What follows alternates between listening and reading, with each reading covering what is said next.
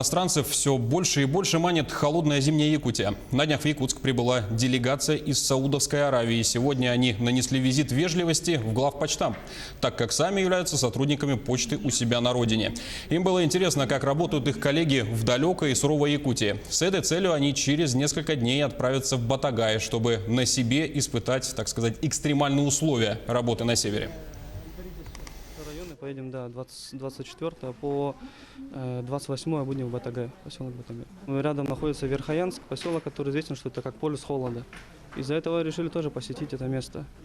Они все время переспрашивают про температурные наши условия, что как мы работаем в таких условиях, как возим посылки, в таких условиях, как автотранспорт работает в таких условиях. То есть, для них это за пределами понимания. Все равно, что для нас там о работе почты на Марсе там, или на Луне, наверное.